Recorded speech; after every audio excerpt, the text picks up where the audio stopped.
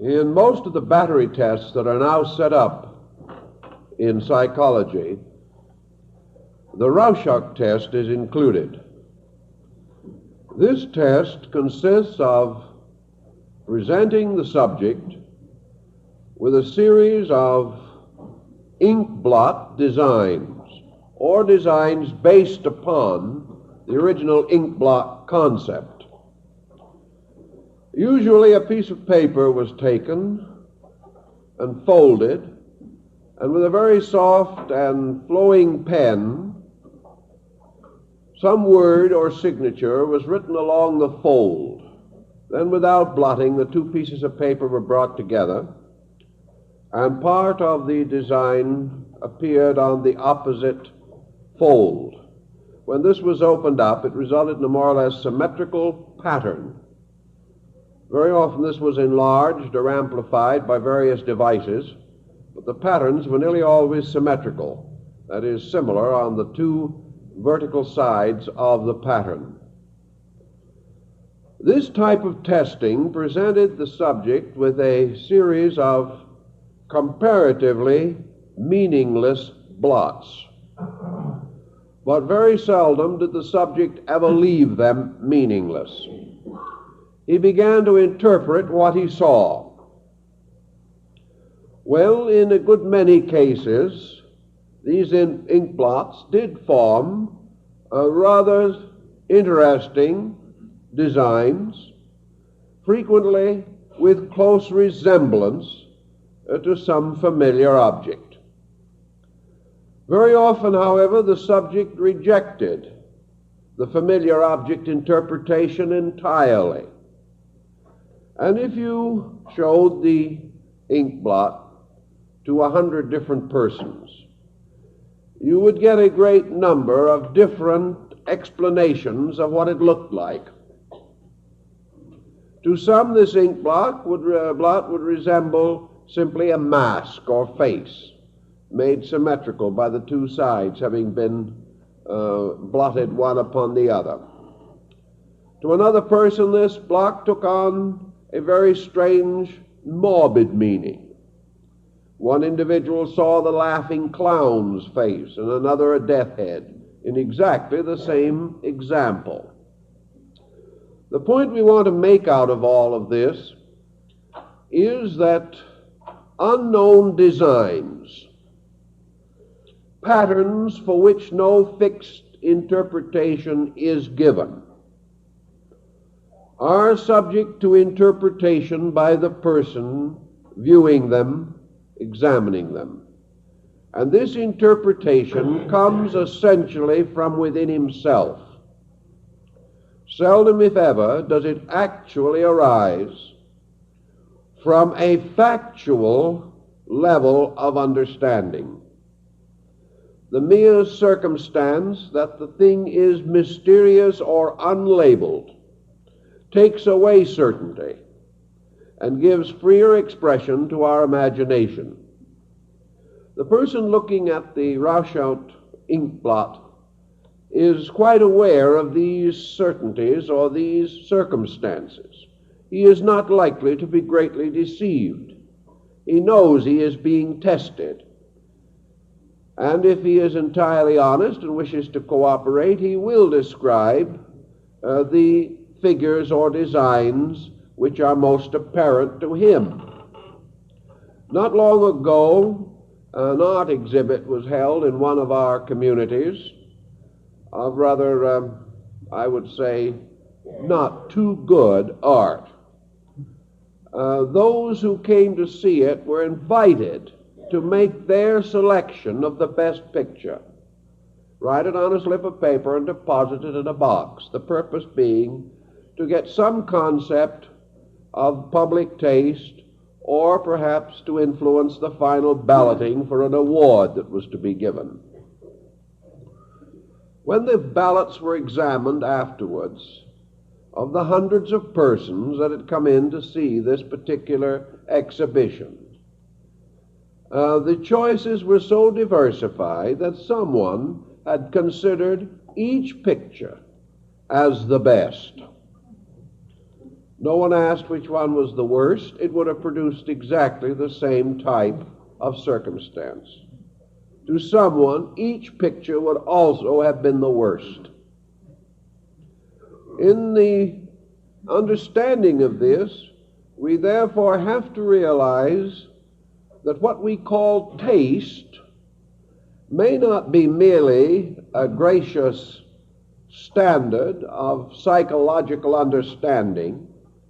Taste is really an expression of certain pressures and instincts within ourselves.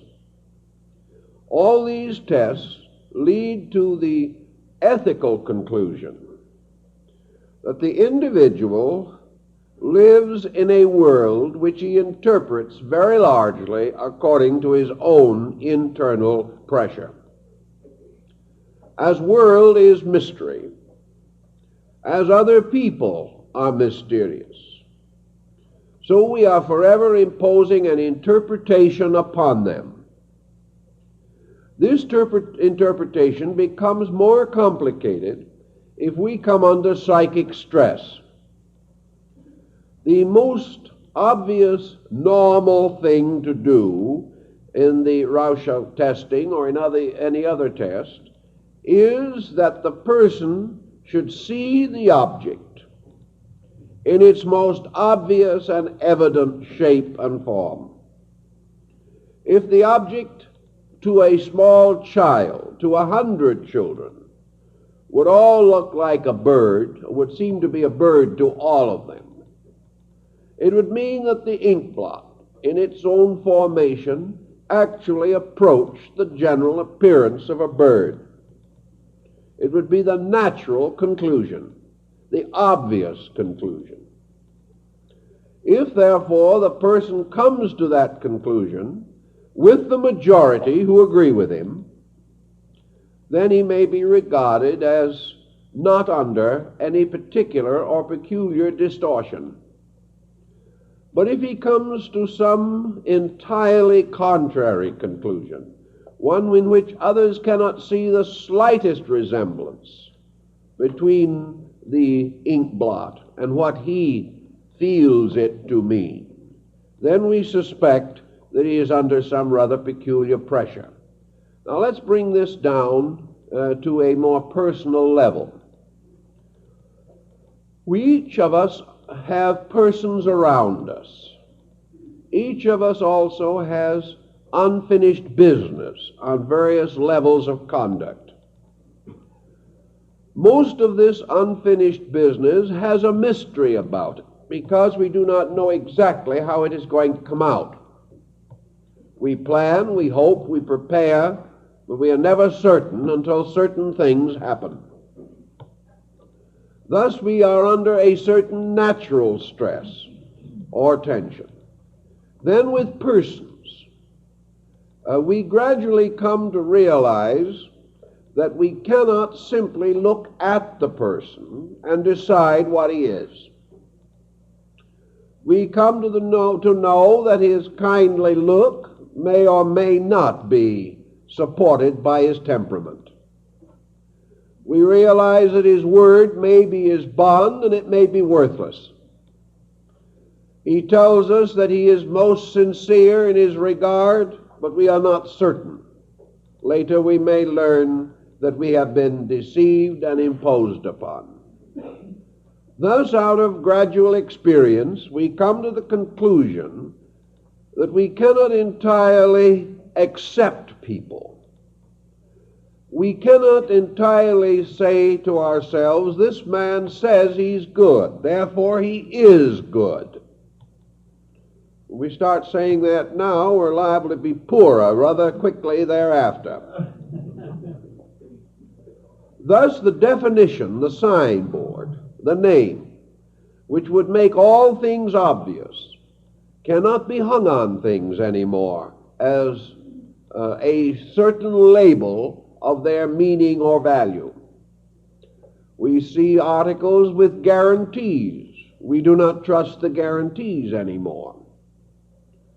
We hear that a certain product is of superior quality. We do not believe it anymore. Thus, the more common ways in which we came to conclusions have failed, and everything we are in contact with takes on the element of mystery. What is it really worth? What does it really represent? What does this other person really think? Is this political party really progressive? And all these doubts throw us away from the ability to make simple acceptances or rejections. Each of these uncertainties lures a psychic content out of ourselves. Each one of these problems and each of these people becomes in its own turn a sort of Rorschach test. A test in which we are constantly trying to penetrate into meaning, trying to discover the answer to a puzzle, the puzzle of value, the puzzle of integrity, the puzzle of character, as represented in other objects and persons. And having no true scale by which to measure these uncertainties, we do not measure them at all. We simply impose our own psychic life upon them. As soon as we do this, we reveal not what they are, but what we are. Once this has been accomplished, we begin to treat these other objects or persons according to our own expectancy of them. If we have decided they were bad, we proceed to dislike them. If we decide that they are good, we proceed to like them. This in turn may lead to a series of deceits. We may discover the persons that we did not like were really admirable persons, whereas our selection of the persons we do like may be so weakened by our own psychology that we select the worst of all people and are very soon injured or disillusioned by their actions. Having been disillusioned, we then turn upon these other persons, completely oblivious to the fact that we have empowered them to do this to us. We are the ones that have invested these other persons with virtues which perhaps they never claimed, or with temperaments which they never possessed or imagined that they possessed. But if these expectations of our own do not work out, then they are to blame. We are miserable. The bottom is out of our moral and ethical universe. It consequently comes to our attention rather forcibly these days that this projection of ourselves, our internal content, upon exterior objects can be dangerous. It can lead us to a whole series of disasters, and is perhaps merely another manifestation of the operation of the law of cause and effect in nature.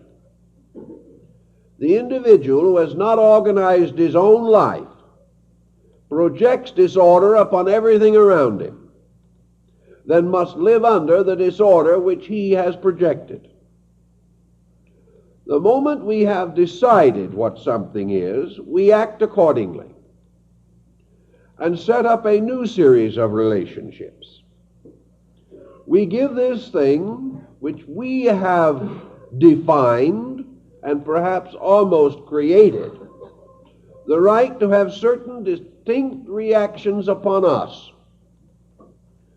We are open to all of the reversals of emotion and thought which arise from a wrong estimation in the first place. This wrong estimation would not have been possible had we possessed the facts. But in very few problems do we possess the facts. What we call a fact is our own interpretation of the subject. the person reading one of his own designs into a Rorschach ink blot is perfectly certain that he has read into that its real meaning. The next person, coming to an entirely different conclusion, is quite certain that that is the real meaning, until the analyst in the end finally comes to conclude that for very few persons is the real meaning of anything evident. That what we know as real meaning is our own personal reaction. Unreal meaning is someone else's reaction. This reaction is obviously false because it does not agree with ours, and ours is real. This can go on to infinity without any real grounds for moderation or for common understanding or for mutual respect on these decisions. This again merely tells us the tremendous power of our own psychic integration to influence our estimation of values. It does not mean that this integration actually causes us to change anything else. The person whom we interpret according to our interpretation is not actually changed in any way by what we think about them. There might be some ethical modification if this person feels that we have unusual confidence in them. They might rise to that confidence or try to. Or if we dislike them, they might make no effort to be pleasant. These generalities can follow. But essentially, our attitude toward anything makes no essential change in that thing. The painting at the exhibition was no better and no worse because we liked it or disliked it. It remained whatever it was. Because we have no means of changing these things, the relationships which are set up from our own interpretation of something else means that our own attitude is reflected back upon us from this thing upon which we have bestowed an interpretation. We are immediately affected by this in the term of our own preconception. It must be what we expect it to be. And the most terrible disaster of all is the discovery that our expectancy is wrong. This strikes us at the root because it assails our own egoism. The idea that we could be wrong is so abhorrent to us that we will use every device possible to relieve ourselves of this morbid possibility. To do this, we continue to heap responsibility, guilt, or blame upon the other object, convinced that we have been right in the first place, and therefore that this other person must have some strange magical power to change itself or himself so as to hurt us or to bring us misery or loss. If this is a fact, and we know that it is a fact, the greatest of all of the Rorschach ink blots that we have to work with is the world itself, the universe, the atomic age, the pressures of industry, our continual impact with things that are pleasant or unpleasant, our interpretation of radio and television programs, our interpretation of music and art, our interpretation of the newspaper, of crime, of all kinds of activities, all these interpretations arise in us. And while there are certain moral truths involved in all of these problems, it is surprising to the degree that we can completely overlook the facts. The person who is under any psychic pressure or tension has a tendency to evade facts, because the end of all fact is to bring our lesson back to ourselves, and that's where we do not want it to be. So we have a skill, an incredible skill, in justifying our own misinterpretations of the things that happen to us.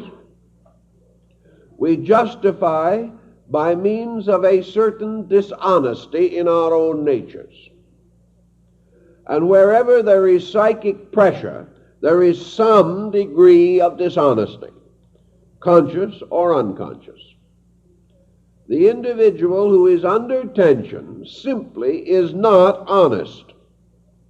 This doesn't mean he will steal anything or that he will intentionally break a law, but it means he is not honest in the estimation of his own relationships with other things, or even his relationships with himself. The moment we find pressure, we find antagonisms, we find criticism, we find antagonism between ideas, which is just as difficult as between persons. We find conflict and prejudice.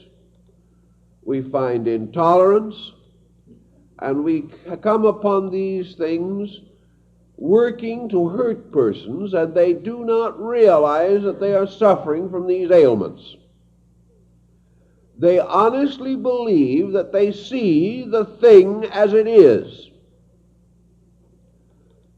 Now, if you were to go to a series of battery tests on something, and you took 10 tests to determine, for instance, a degree of natural optimism, and if in these 10 tests, in each instance, your interpretation followed a pessimistic trend. In other words, if you always saw a negative in a symbol, if a symbol always became a cause of fear or regret or doubt or antagonism or depression, and you went through this battery of tests and came to the end of it, you might say to yourself, that's rather funny. Here are all kinds of things that really have no meaning in themselves at all, and they all look unpleasant to me. You might even say to yourself, I'm beginning to suspect there might be something wrong with me. It's conceivable. Because this is such a nice, neat little scientific package, I have no way, essentially, of evading the fact that I've come to very negative conclusions. But if the same person out in life, going through the years, comes to 1,000 negative conclusions over the period of entire lifetime, and lives the whole of his career emphasizing negation and cheerfully overlooking anything good, it doesn't occur to him that there's a thing wrong with him. It's just the fact the world isn't as good as it used to be. And he wishes he had those good old days 40 years ago, and he forgets he was just as miserable then. But because now it is no longer in the laboratory, and it's out in life, and it's with people and objects and a kaleidoscopic mingling of values, he no longer considers it likely that his own vision is astigmatic in any way. Now it is just the fact that life is that way, just plain miserable. He should take a hint from others for he sees around him every day persons going through the same general types of experiences that he is going through. They do not seem to be miserable. At least some of them do not. He finds persons enjoying things he dislikes. This has no general effect upon him. These other people simply have no sense, or they have bad taste. It's still the fact that he is a really serious fellow. He's thought it all through carefully, and he's come to the conclusion that everything is wrong. And if you try to tell him to the contrary, you are wrong, and join the great circle of things against which he builds defenses. Out of all of these psychological testings, therefore, we come to certain general, common, human facts, which can be a great deal of help to us. Suppose we also now say that the person who sees things wrong all the time has to have something negative inside, something terribly lacking in normal optimism. Let us also say that the person even becomes aware of this, but he sort of sits down, opens his hands in his lap, and says, what can I do about it? How can I change the fact that this is the way it really seems to be? Everything I come in contact with proves again and again that my worst suspicions are correct. You can sit down and talk with these persons, and sometimes, in a few instances, where you have one of commanding intellectual ability, you may be able to convince them that it has been a bad matter of perspective, that they've simply lost sight of the values in things. But you can seldom, if ever, talk a human being out of a good, solid emotional despondency. Not only is he unwilling to change, he is unable to change. His very despondency has destroyed his own psychic power of recuperation. And if you finally do convince him that he is wrong, then he collapses more than ever. And he may turn to you with the saddest of all expressions and say, well, if I'm wrong, then I've always been wrong. Now I've wasted a whole life being wrong, and I feel worse finding this out than I did before. You can't win against a good, solid, negative determination to be miserable. Yet if you ask these persons if they want to be miserable, they say, of course not. Who does? We want to be happy, but we can't find anything that justifies our hope that we ever will be happy. And then will come perhaps the unloading of the sad story of the dozen or half-dozen disasters in life by means of which our hope for happiness has been destroyed. Yet we have to go on living, and the problem of continuing in a state of perpetual misery is not very intriguing or very optimistic. Persons, therefore, who have these kinds of problems sometimes have to enter into a little conspiracy with themselves about their own problem. What we feel, how we interpret, how we react, all of these reflexes, to a measure at least, depend upon a psychic chemistry within ourselves, a chemistry which assumes alchemical, mystical proportions. We are not of the attitude which we presently hold because of one faculty, one emotional instinct, one habit, or one degree of understanding or even as the result of one problem. All that we are inside is a compound consisting of numerous elements brought together to form a unit or an integration, a bundle made up of numerous sticks or twigs or materials held together with a string which in this case represents the intellectual coordination. Being therefore of our present mood, because of a confusion of complicated circumstances, it is almost useless to head into this mood, decide that it is wrong, and resolve to defeat it if it requires our last ounce of energy. It will, and we will still not be victorious. If, as we are beginning to recognize pretty seriously nowadays, this person who does the judging, who passes judgment upon the forms presented by the Rorschach ink blots, if this person was one faculty, one power, one emotion, one point of view, we could head into it hard and perhaps break through it and relieve the pressure. But this pressure arises from as many mysteries on the inside as the reaction arises from mysteries on the outside. The person going down into himself does not find a hard core of pressure. The cause of pressure slowly disappears from his awareness when he seeks to explore it.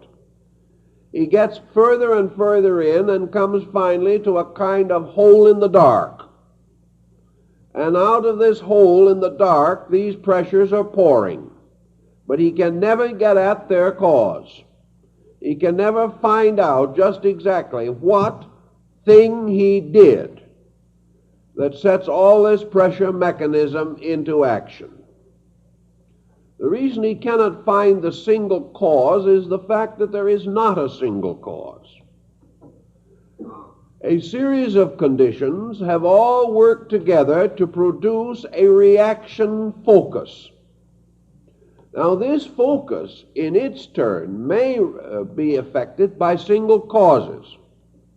The individual going out in life seeking to build a home may have a marriage with a person whom they were emotionally drawn to, and in 3 months the marriage is on the rocks. Now, the marriage going on the rocks and the circumstances relating to it can cause an obvious center of pressure. This center of pressure may in turn result in fear or resentment and cause the person's emotional life to be upset for the rest of his present embodiment.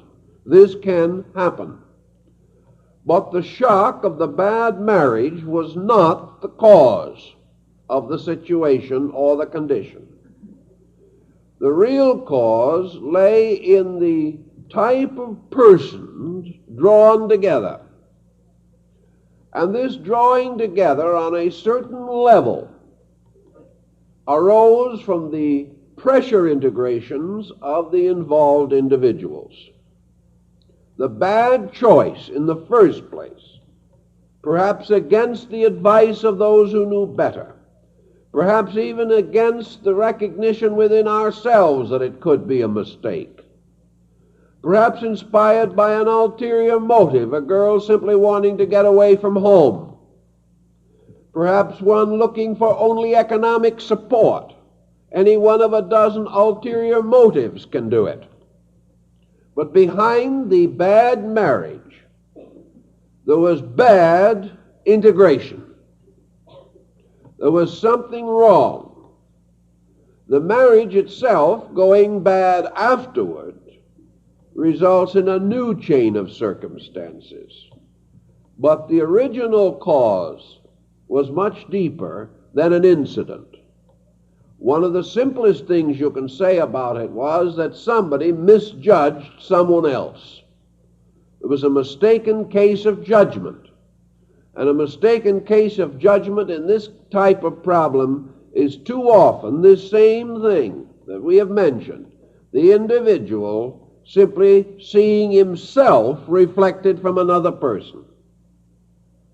Under emotional pressure also, where the rational factors are not as active as they may be in other levels of thinking, it is particularly easy to let psychic pressure take over, and the individual forms violent attachments or antagonisms which have no actual grounds in fact, reality, or common sense.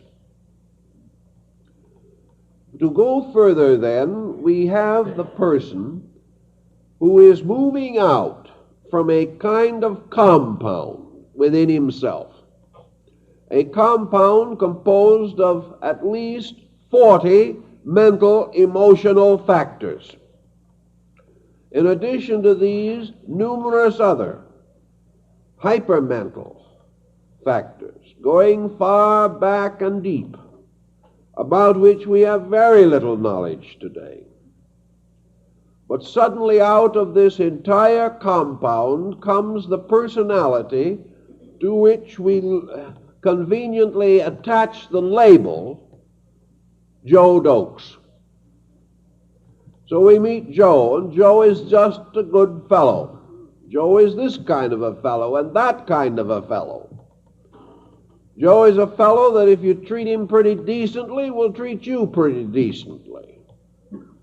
If you kind of agree with him most of the time, he will agree with you once in a while, which is considered liberality. Joe has got a quick temper, but he gets over it quickly. He's a bit of a worrier, but naturally rather cheerful. He likes to work, not very hard, but he will still make a living if he has to. And out of this whole situation comes this sort of general compromise personality, good old Joe, who is like a million other good old Joes. So we come along with this person, and we try to say that this part of his temperament is weak, that part of his temperament is weak, and one of these days he may meet up with some kindly lady who will try to strengthen all his weak points and weaken all his strong points. This is in order to make something really worthwhile out of poor old Joe. So life goes this way, but where are the roots of this thing? They're not in this good old Joe estimation that we have. They go very far back into the most atavistic recesses of existence. They go back to the earth and the stars and the air and all of these things. The roots of this problem are far deeper than we can ever reach. And if it's hard for us to ever understand Joe, it is harder for Joe ever to understand himself. So we come upon him and his problems, and the idea that he is simply a piece of paper with a pattern on it which we can erase and put another pattern in its place is wrong. It is not this way. Nor is it a pattern in which we can say to Joe, this particular habit of yours is doing you no good, why not cultivate one that will do you good? So he sincerely tries, and he's more miserable than he was in the first place.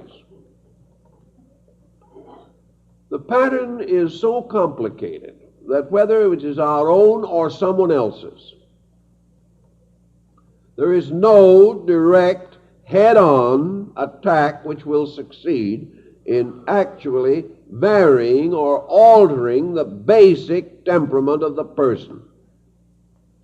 Now, the person can have many temperaments, but they can be divided perhaps into three general classifications. He can have a temperament that is essentially cheerful, in which good cheer will be victorious over dilemma. He has an essentially melancholy temperament, in which things will always seem a little dark or dismal to him. And optimism will be a very difficult attitude which he cannot maintain continuously. Then there will be others, a third group, which seems to be a sort of middle group, in which things that happen have very little apparent effect at all. This person can live long and learn nothing. He can go through all kinds of experiences and not become aware of any pattern in any of them. And he may be sufficiently superficial so that to him nothing becomes very good or very bad. To try to get at this, then, means a very careful estimation of our own character and a determination to approach it not head-on to a difficulty, but in the realization of this compound problem. A compound is totally altered if any of its elements be changed. And a compound is something in which you do not have to destroy the compound to change it. Any change alters the compound. And if the compound is made up of 100 elements, and you change one of these elements, the other 99 remaining the same, still the compound is changed.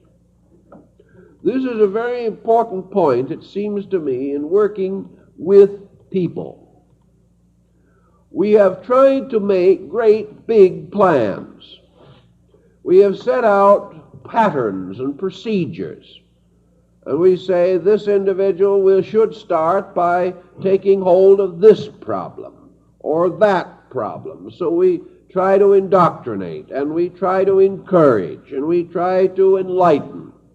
And things go on very much the same, because every person is defensive in his belief that whatever he believes is so. And while he may be forced to admit that his judgment isn't the best, it's hard to get him to admit that a painful experience was not painful. He will tell you he knows more about it than you do. It happened to him.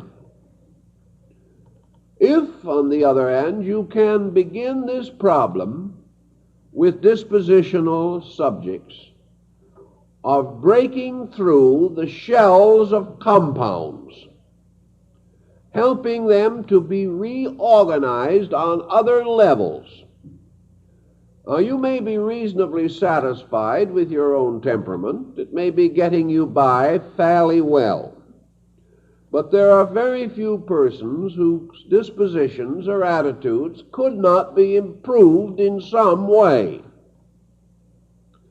And I think we should bear in mind that this program of improvement in some way has much to do with the program of happiness which we hope to enjoy. Few persons are as happy as they theoretically believe that they could be. They are living on levels of contentment that fall short of happiness. Perhaps they are living on a level of patience, an acceptance level. They are not doing what they want to do, but they're trying to be grateful that they're getting by. All such persons could certainly be happier if they went to work on the matter industriously. Also, we have a certain area of defense against certain areas of pressure. An individual who is an habitual liar, for example, has a tremendous defense.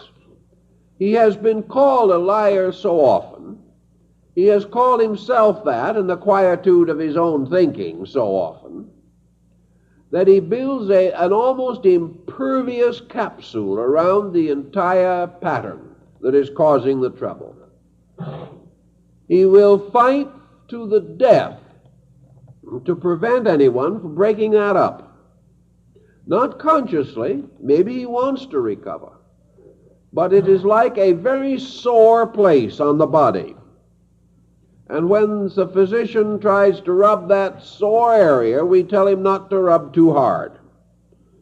And the discomfort that arises from attacking a fault at its very core is too great for most people.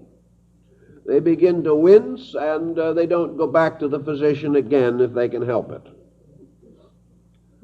So it is much easier not to make this head-on rush into a difficult pattern. So if you have within yourself any character defect whatsoever, of course I realize that here we're a pretty perfect group of folks, outstanding in our attainments. But if there is a vestige, a residual atom that is not quite as it should be, why, there's always something we can do about it. Forget this entire head-on into gloom. Forget the fact that everything wrong has happened.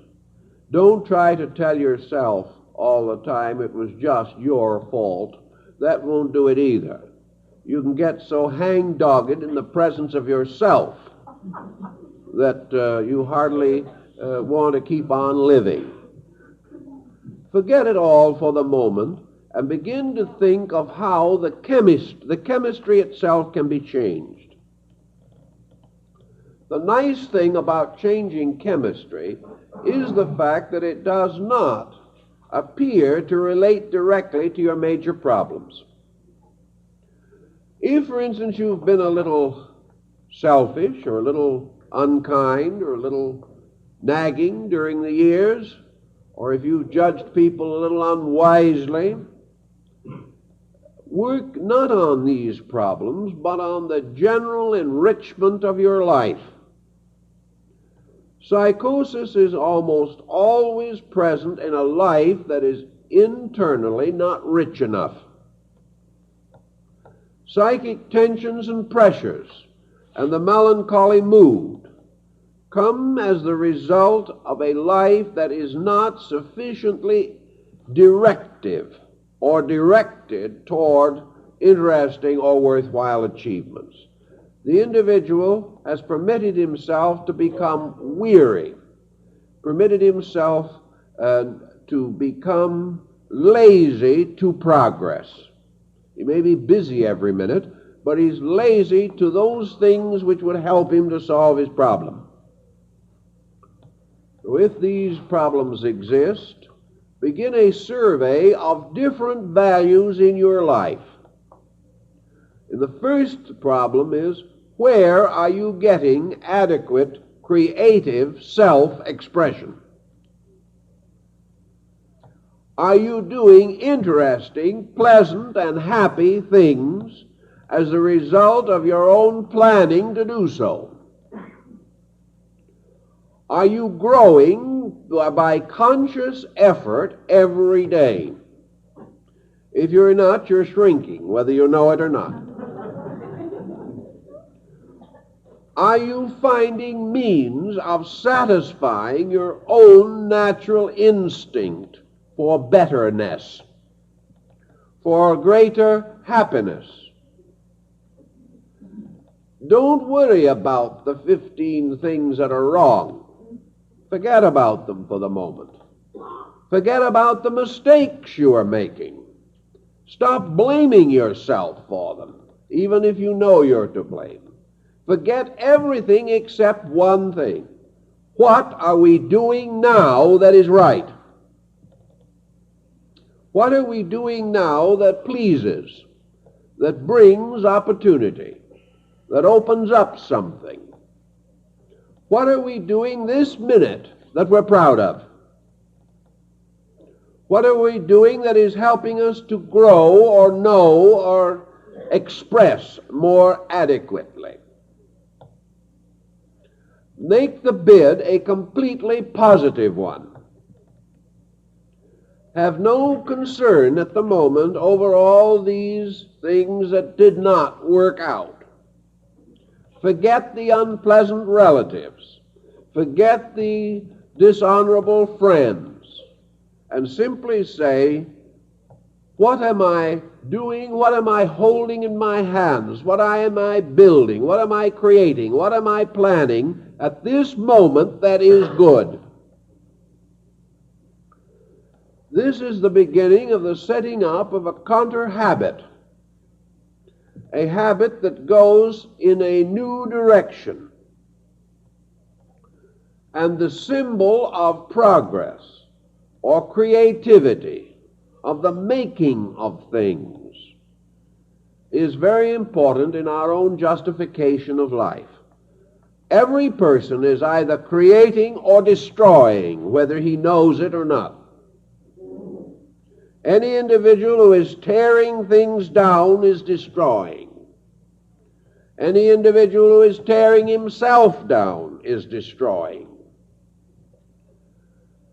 In most cases, we don't destroy big things, and we're not always sure we're destroying anything. But take the instinct to destroy and stick it out in front where you can see it. When you criticize another person, you are tearing something. You are tearing it apart. Therefore, take a piece of paper, sit down and look at yourself and tear it up. This is criticism. This is exactly what it amounts to. When you criticize a person, you're tearing up your likeness or picture of that person.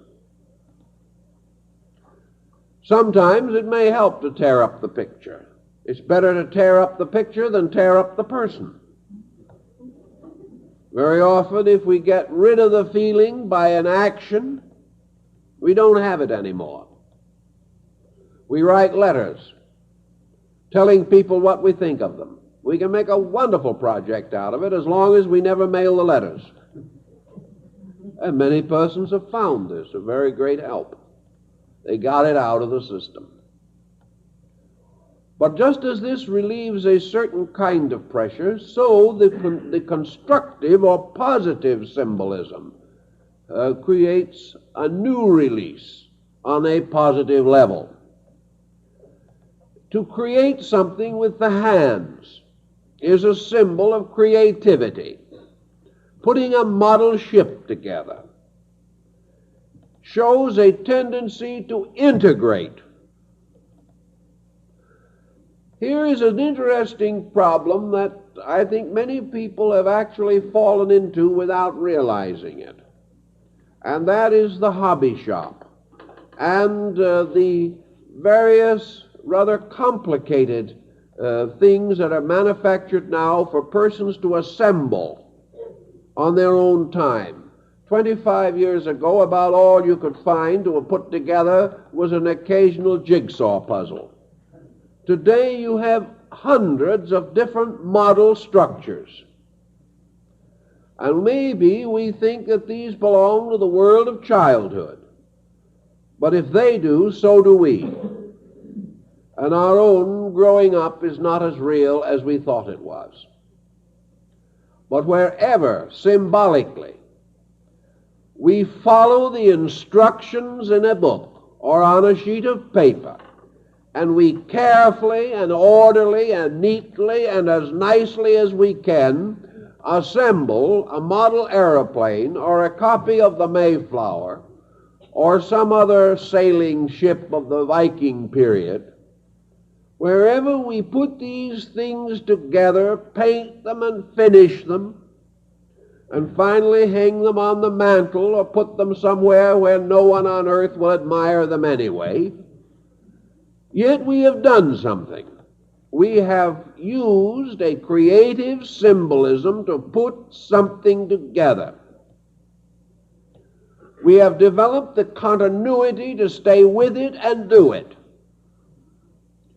We have had an opportunity to use our hands, an opportunity that has become rather strange to many of us. because of the efficiency and the mechanism of our modern world. So by the same device that we see in the Rorschach blot, some dismal thing, we can also become aware in the process of putting something together of the integration process in our own natures.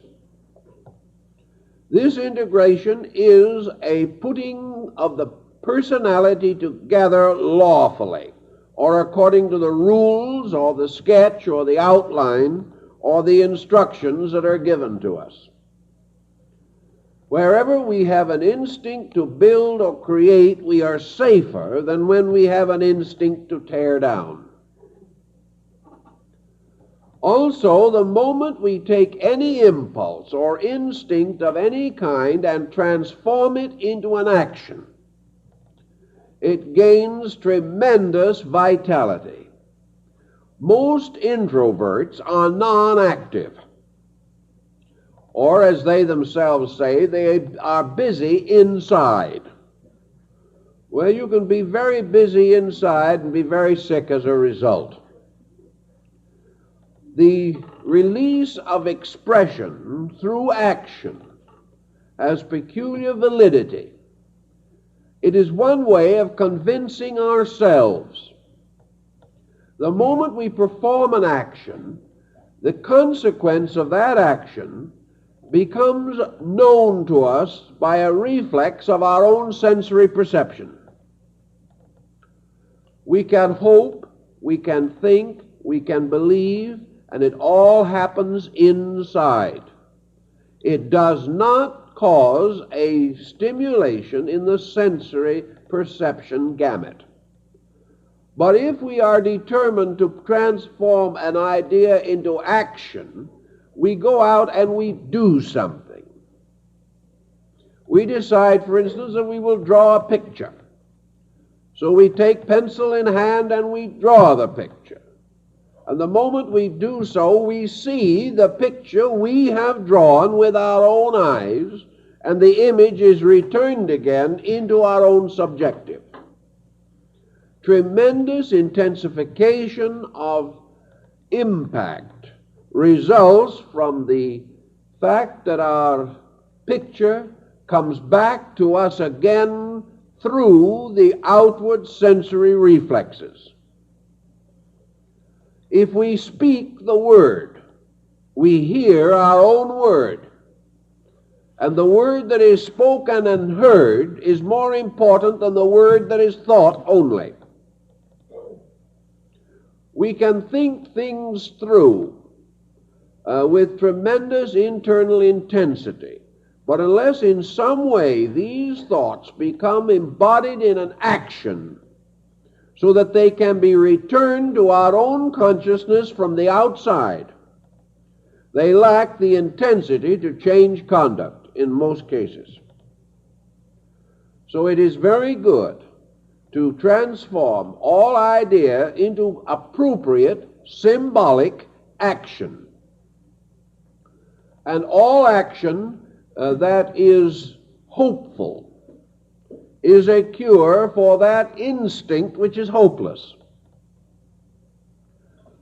All action which causes us to want tomorrow to come will cure the ailment that makes us fear that tomorrow will come. Action under regularity also creates continuity of function. And we are nearly all of us deficient in continuity. The only place where we have any is in our worries. We can worry with magnificent consistency. But continuity means that the individual's constructive action is also patterned, is purposed, and is directed towards a fulfillment that cannot be immediate. We cannot hope to do anything very important without giving it adequate time. So continuity helps us in this development, in this pattern of our own natures. through the use of symbols projected from within, we can begin to do the same thing that the patient does under psychological care sometimes when he starts drawing and making pictures. These pictures become mandalas, or to a degree psychic diagrams, expressions of the inward pressures. That is not what we want, however, essentially. We don't want the individual to get caught in the idea that all he is doing is making medical pictures. If he gets this concept, he is going to then try and interpret his own pictures, which may and only lead him into further complications. What we are trying to imply, rather, is that just as we arrive at certain conclusions which we do not rationalize, but which cause us to get into trouble, so we can arrive at certain other conclusions which we do not rationalize, but which will get us out of trouble. And the grand pattern of these is so simple that almost anyone can recognize them. Namely, that these patterns must not offend us, that they must advance our creativity, our ingenuity. They must create interests which cause us to want to finish them, and having so accomplished, perhaps lure us on to do more of the same. As we change in many ways, or in any one of many ways, we observe that the psychic compound changes. One healthy interest may affect a complete personality complex. One new attitude, not relating directly to the problems we are suffering from, may help us to cure those problems. The development of a hobby may reintegrate a totally unbalanced life. The individual never attacks any of his vices. He simply finds something constructive and interesting, and the vices starve to death, which is the only way to get rid of them. This means that in broad formula, remedy is always an outgrowing of the ailment.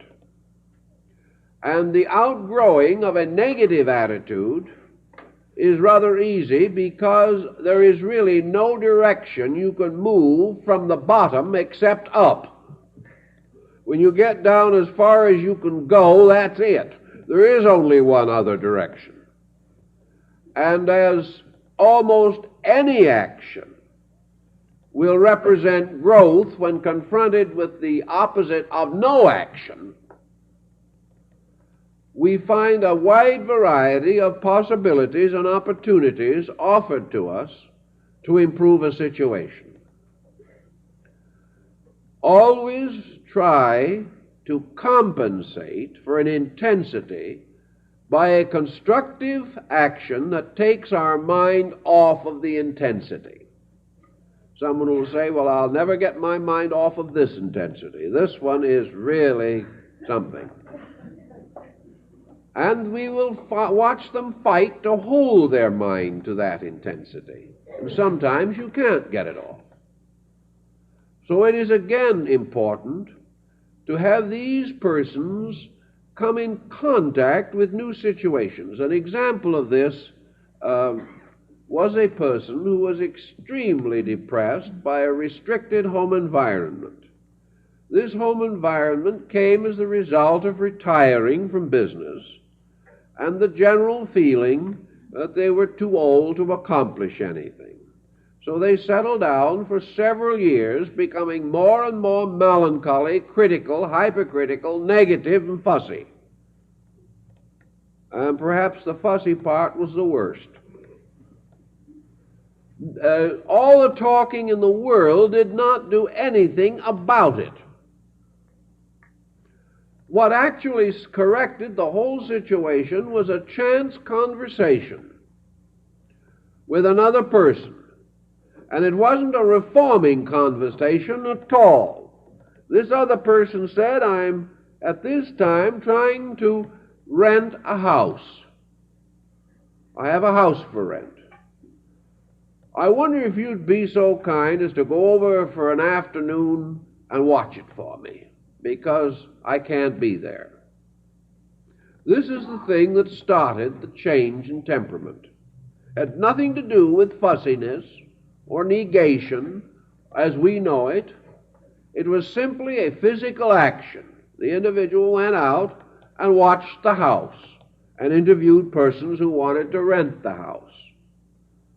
From this experience came the sudden realization inside of this tired, fussy person that he was just bored, had nothing to do. He enjoyed that afternoon. Pretty soon he found other things that he could do of a similar nature, and in a few months he was considerably improved. He had by accident hit upon the answer, namely that he needed something to occupy his mind and time. He couldn't figure how to find it himself, so it was shown to him.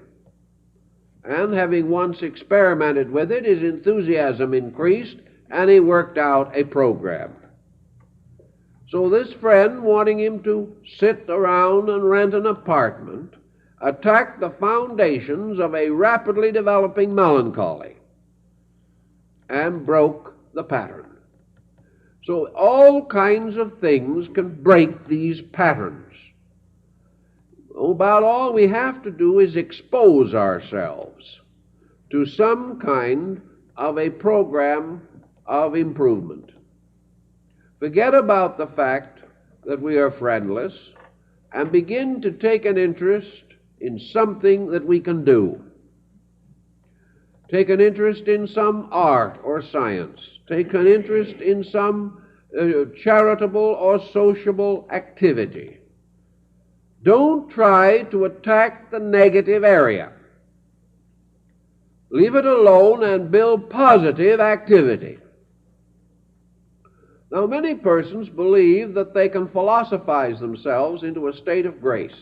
I am a little doubtful of it after so long a time of watching this thing work out.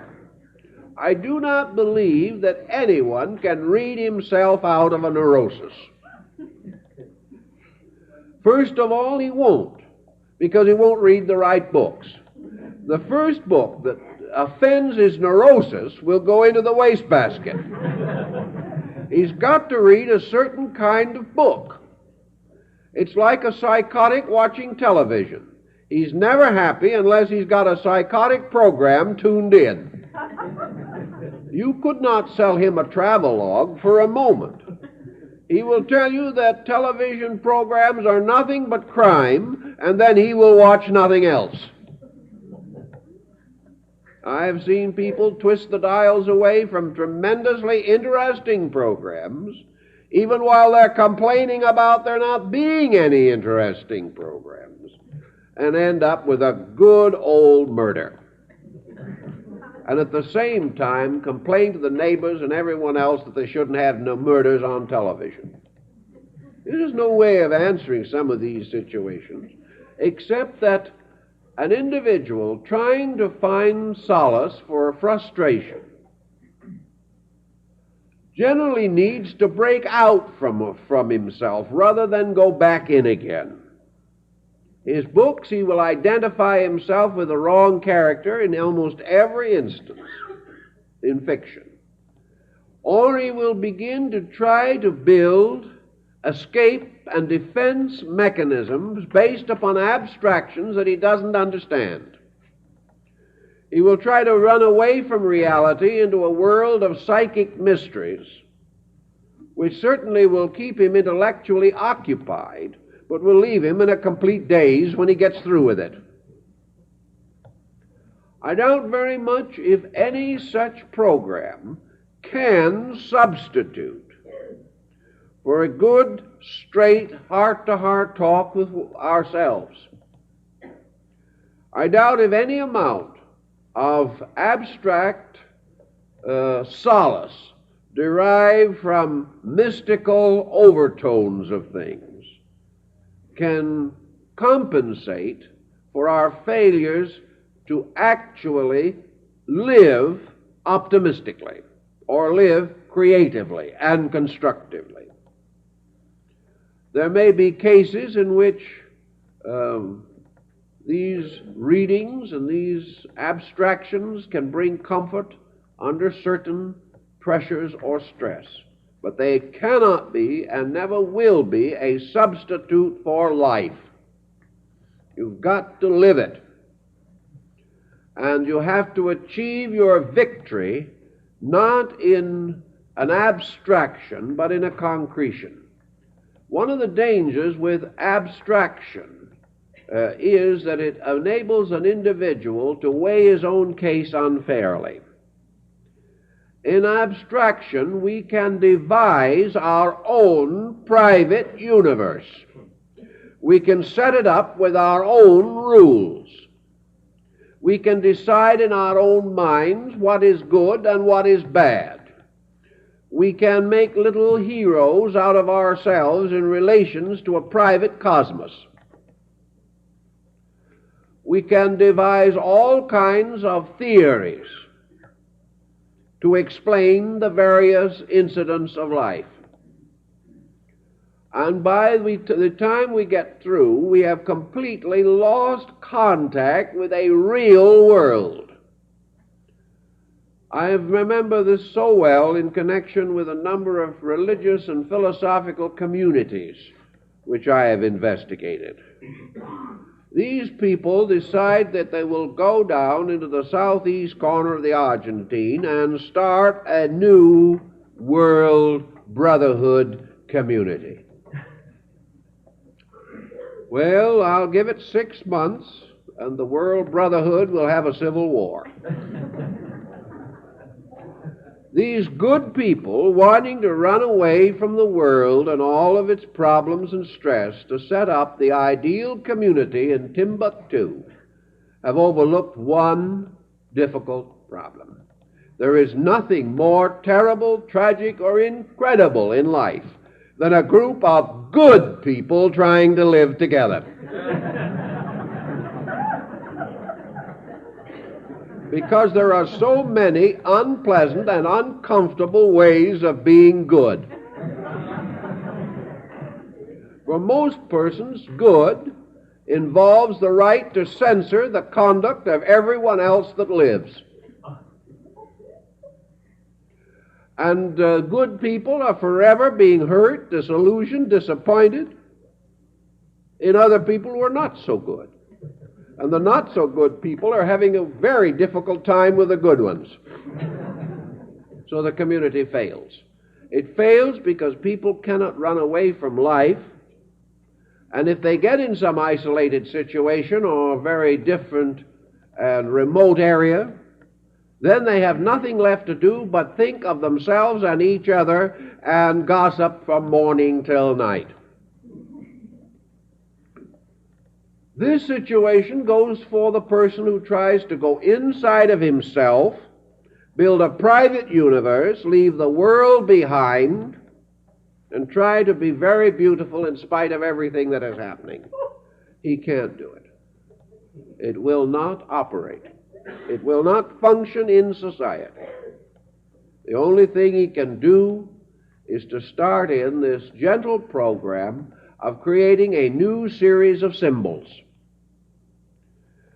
until he is able to look at the design in the Rorschach ink blot and see something smiling at him instead of glowering at him as it did the first time he looked. That is the basis of his recovery, is that gradually the universe looks better. People look better. Situations look better. Now, you can't be a blind optimist. We know perfectly well that we are heavily laden with problems. We also know, however, that most of these problems are beyond us as individuals. Therefore, worrying about them is merely an escape mechanism. And I think it is true, whether we like to acknowledge it or not, that many of the people who are worried over the cosmos, worried over the bomb, worried over the smog, worried over all kinds of things they can do nothing about as individuals, are really developing tight little escape mechanisms. They are going to worry about something that is big and that they can do nothing about because they do not want to face themselves now and worry about the things they could do something about. It's wonderful to live in the presence of something so big that anything you can do is useless. And people I have heard who have nothing on their minds except the constant pressure of social problem are also people who should have much more of their mind on their own dispositions, which are usually in terrible shape. But it's interesting to have no time left to think about yourself because you're worrying so much about cosmic uncertainties. Let's watch that a little bit and realize that there is much more to be gained for us by turning our attention constructively to one fault of our own than there is in 24-hour-a-day vigil for the next 50 years worrying about the miseries of mankind. One is so completely futile that it offers no inducement to the practical individual. Whatever we do think about, whatever plans we do make, whatever concerns do burden us, should lie within the range of possible attainments. We should not give much time to a situation which is completely beyond our capacity to influence. The only way we can influence a collective is by gradually making ourselves a positive unit in the collective. For collective problems, our own individual achievement is our only offering. The collective is made up of persons like ourselves. And if each of those persons would take care of his own nature, the collective would look much better. Thus, the only answer in every instance lies that our first step is always the clearing of our own position in relationship to life. Around us today, there are numerous opportunities for activities. There are numerous levels on which we can go to work. There are things that every person can do that will create changes in his psychic integration. Most of these changes arise from self-improvement. Therefore, sometimes it is necessary to take a look around and see what can be done in this direction. Almost any form of advanced knowledge gives the person an instrument of skill or of self-directive, or at least of constructive interest. I know friends who have taken weaving, for example, not because they expected to make cloth by the 100 yards. That wasn't the primary motive. But in the study of hand skill, they have suddenly opened a universe to themselves. These people are now studying the methods used in Peru in ancient times, or by the Mayas, or by the Copts of Egypt. Their weaving has led them into symbolism, into the preparation of dyes, into all the different processes by which religious or other designs evolved within a people, meanings, textile secrets that have been comparatively lost, like the famous Tyrian dyes, which have been so completely lost that we have never been able to secure in the field of dyes what we might call a constant or permanent purple. The color always fades out. With the Tyrians, it did not. 20 years ago, we repainted half the murals down in Central America. Our paint's all gone, but the paint that they put on 2,000 years ago is still there. This challenges people. Now you can say, well, the world can get along without the paint. After all, when we've got a real worry on our minds, why bother about paint? It is true, the world can get along without a hobby or without going into these things, but can we? It is far better for us to be exploring the origin of primitive dyes than it is to be quietly and relentlessly killing ourselves with negative attitudes. We need an interest. Actually, it is hard to determine what interest is actually important. For like the Rorschach test, the only interest that is important is the one that interests us. Some people feel that they cannot afford to have small interests in a big world. They'll have to, because we are all small people. And we're going to have small interests as long as we're here. And it is very important for us to have interests. And it is not a tribute to life to decline small interests and live with big miseries. And you'd be surprised how a small interest can cure a big misery. The moment dynamic is born in us, we have no longer the time for static. We begin to direct our activity. And it is also interesting, if you want to really be serious about it, the percentage of great discoveries that have changed the course of history that have been made by amateurs. The professional is not the discoverer, because he is in a rut. He is following tradition. He is going along according to the slow, ponderous methods of his subject. It is some perfect stranger with little experience that will find the solution. It's much like the truck that was stuck in a tunnel in New York. And they had all the experts there. This truck was stuck. It was a couple of inches bigger than the tunnel and was in terrible shape. They couldn't move it at all. Then along came someone who had no knowledge of tunnel construction and no knowledge of trucks. He looked the situation out. He said, "Do you ever think of taking the air out of the tires?" That's how they got the truck out of the tunnel. Someone comes along with an idea. And whenever we are interested in anything, we're vulnerable to ideas. Ideas that may be small, but others that may change the course of history. We do not know. But we have no ideas while we're sorry for ourselves.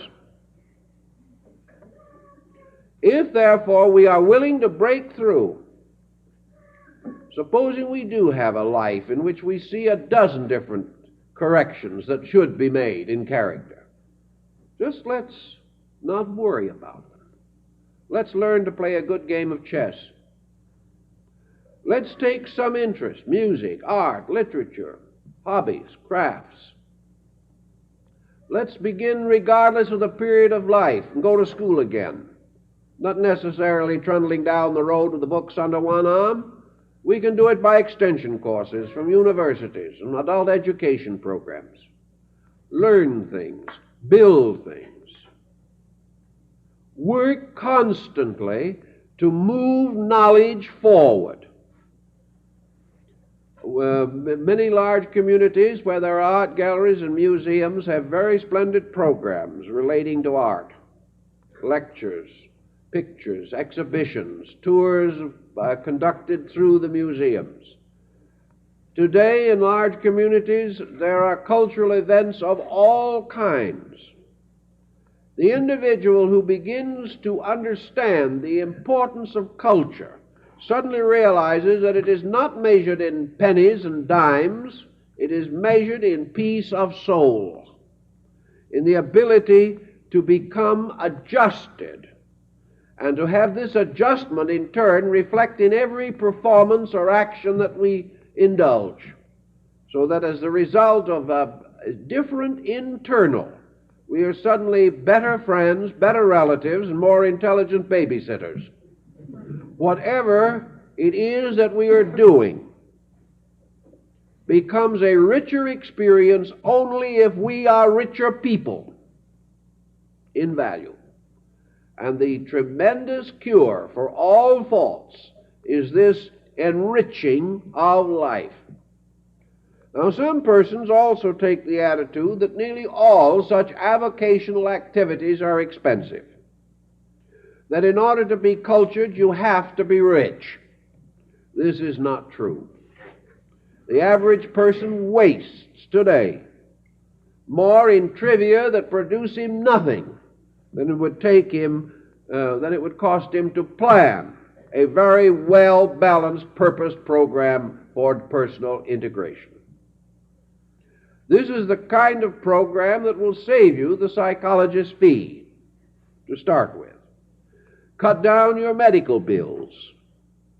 Cut down money wasted desperately in an effort to get out of a mood, or money wasted because you were in the mood when you bought something you didn't need and didn't want. With a very moderate expenditure, an individual can develop interests that will enable him to become positive to something. Positive to something that is not personal, and that is very important. Positive to a neutral thing. In other words, it faces him with another Rorschach test. But this time it is not an ink blot, but it is an activity which he must interpret, and which in turn he is able to modify himself by his own action. By keeping with this kind of a program quietly, but with continuity, a person in 2 or 3 years can completely reorganize their psychic focus of organization. They will find they become interesting people that others are glad to know. They become interesting to themselves. I know a case at point that is very much to this situation. A man who had insomnia came to me not long ago. He said, if I can't get to sleep at night, I'm just going to blow my brains out. I simply can't stand this insomnia any longer. Lying there hour after hour and not sleeping. Well, it was pretty bad. We did what we could to help him. A few days later, another man came in. We were talking about something, and the question came up, how do you sleep? Oh, he said, I don't sleep much. I guess I have what they call insomnia, but, it doesn't bother me at all. It just gives me more time to think about the things that interest me. Difference in attitude. Well, the fact of the matter is that anyone ought to be able to lie awake all night without a negative thought. The only reason he has a negative thought is because he has nothing on his mind. If he can use that time to advance a program, think something through that he wants to do, plan for things of the future, remember beautiful or wonderful things that have happened to him, or relive delightful and inspiring experiences, or just simply muse quietly about values and principles that are important. Any individual should be able to do this. But today an individual misses a little sleep and he has to take sedation because he can't live with himself. This is not due to the fact he's going to die for lack of sleep. Nature will never permit this. It's simply that he makes himself sick. The greater part of the disaster of insomnia is not the lying awake. It is the fact that the person uses this period to slowly but resolutely tear down integration, to become so much more psychic over it that it is 100 times worse than the loss of sleep. Everywhere in life it is the same. So we have to work on these attitudes, nourishing them with better food, giving them a diet that is suitable to their needs. Every instinct of fear has within it the same energy that is used for hope and faith. Every criticism uses the same faculties and problems of analysis that can also give us commendation. Every bit of depression is using the same negative reaction to energy, for which a positive reaction is optimism and courage. There is only one life principle, and we are using it or abusing it all the time. When we use it, it makes us happy. When we abuse it, it makes us miserable. And when we are in habits that are too hard to break and too difficult to head into and just fight them day by day, we have this wonderful opportunity of forgetting about the bad ones and begin building new good ones. Building them slowly and patiently, not frightening ourselves to death or wearing ourselves to death, but building quietly a positive life. And if we will do this, the old negative life will be submerged in it and lost. Thus we transform the whole pattern and come in the end to a much better level of energy support. A good pattern is like nutrition, a happy project, something that makes us really enjoy life, is far more valuable to us than vitamins. Very often we use vitamins only to sustain our melancholy, to give us the rich vitality with which to be uncomfortable and unpleasant. Actually, if we are doing things that we love and enjoy and make sense to us, we have our energy. This constant deflation of energy is largely boredom, largely the individual unhappy because life is meaningless. So we supply pills to keep meaningless people going. What is more important is to supply meaning. Then people can keep themselves going. And you can run a good hobby on what you pay for pills these days. So try to get hold of this idea of simply building a new self, a new purpose of self, using only such good parts of the old as are adaptable, but definitely striving to work out an interest and permitting no one to defeat you. Don't worry about the obstacle. Don't worry about the fact that the first line of interest may not be the final one. Break through anything that will help you to have new insight, new interest, new knowledge, new positive conversation, and new constructive thinking. Then just work with those new patterns. And in time, you will create a new world. And the universe around you will look better. The people you work with will look better. And you will look a lot better when you look in the mirror. There is nothing like reintegration on constructive patterns for psychological facelifting. It will do tremendous things. And we just don't fight these problems anymore. Just build something good. And just let the problems die of neglect. If you will do that, I think you will find it will bring positive and useful and profitable results to yourself and those who you want to make happy or who depend upon you for inspiration and guidance. Time's up, so we have to quit.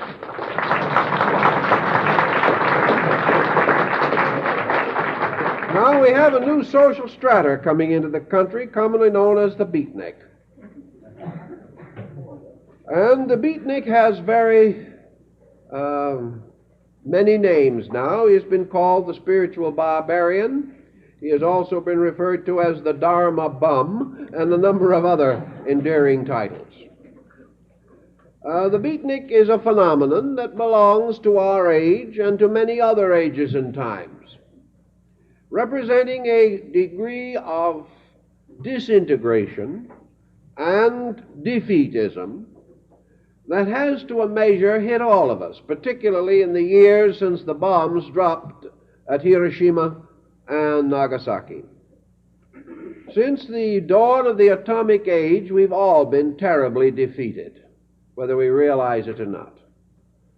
And this problem of the emergence of a peculiar class or level of people, not large, but intense in its own small way, may give us cause to say, where can this come from except from within the psychic integration of our own natures? And as we study people in the light of the new phenomena, we do realize that there is a certain amount of the beatnik in all of us. There is this certain rebellion, this desire to attain a negative freedom. There is this confusion of spiritual release and physical license. There is a mixture of vanity and sincerity. It's a very confused and, for many people, incredible phenomena. So next Sunday morning we're going to analyze a little bit the beatnik in ourselves. And if you happen to know any mysterious bearded characters, why, we'd be very happy to have you bring them along. Because I think we may dig up some points that are of interest and of some value.